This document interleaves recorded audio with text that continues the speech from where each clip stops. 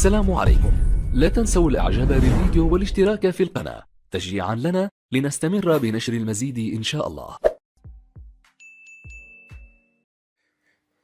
خبر عاجل ورد من فرنسا، حيث أكدت الرئاسة الفرنسية اليوم الخميس أن الفحوصات التي أجراها الرئيس ماكرون أثبتت إصابته بفيروس كورونا المستجد.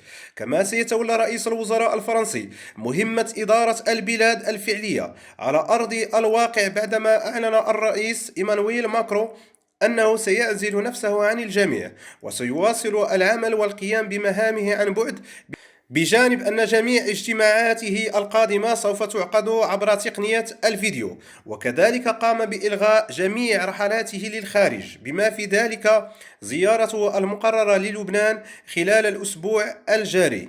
وفي الأخير شكرا على الاستماع، والسلام عليكم ورحمة الله تعالى وبركاته.